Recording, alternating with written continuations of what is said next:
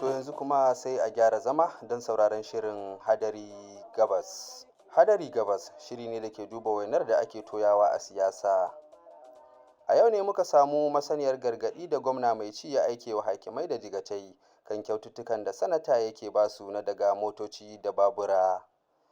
An habarto gwamnan yana ta kumfar baki gami da rawan harshe cewan duk basaraken da ya karɓi kyautar sanata a bakin rawaninsa. Na shiga uku. Subhanallahi.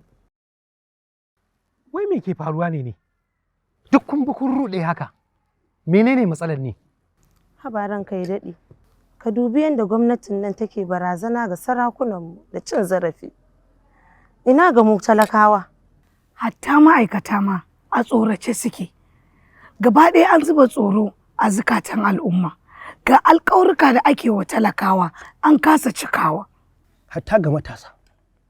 Su kansu matasan jihar Gombe sun san yunkuri da ƙoƙarin da mai lantarki yake yi wajen ganin ya saita gobensu yadda za ta haifar da ɗa mai ido. Babu shakka, Kamisu mai lantarki ya yi shiri na musamman ga 'yan siyasa domin ganin sun sharɓi roman demokaradiyya. Hatta ga manoma, su kansu manoma a wannan karan an daina musu alƙawarin taki su gan shi a iya hoto kaɗai. Da mai lantarki ya samu dama, za su samu taki a kan kari yadda za su yi noman su lokacin da ya dace da taki da gwamnati mai albarka.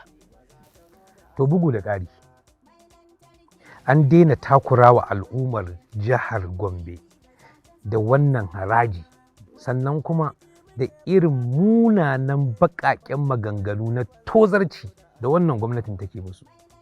Wato gwamnatin Hamisu mai lantarki zai samar da tsarurruka wanda kowa zai ji daɗi a wannan jiha tamu mai albarka ta Gombe.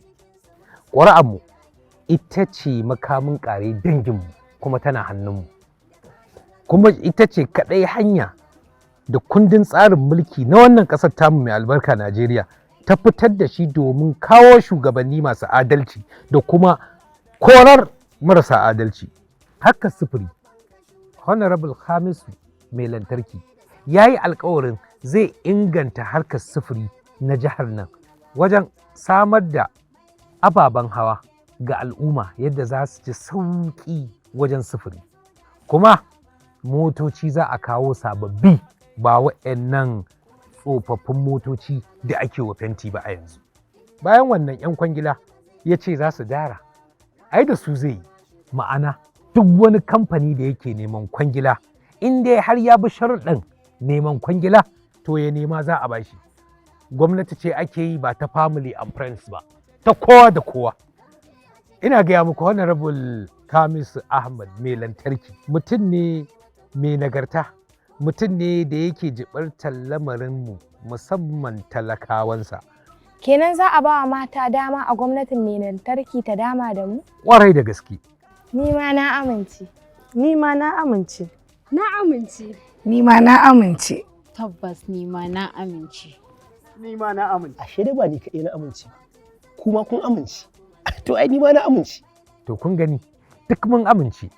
Honorable Khamis Ahmad mai lantarki ya mulke mu a matsayin gwamnanmu na jihar mu mai albarka, jihar Gombe.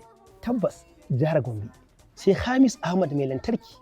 Sannan kuma kada mu manta a ranar zaɓe ka duba jam'iyya mai alamar hatimin Najeriya, sannan kuma da kwandon kayan marmari a cikin wannan hatimi. Idan ka zaɓi jam'iyyar NNPP mai alamar kwandon kayan marmari, Honorable Hamisu mai lantarki shine amsar mu, shine hasken jihar Gombe. Raba gardaman Gombawa. Ga raba gardama na Gombe. Gombe mai lantarki muke jira.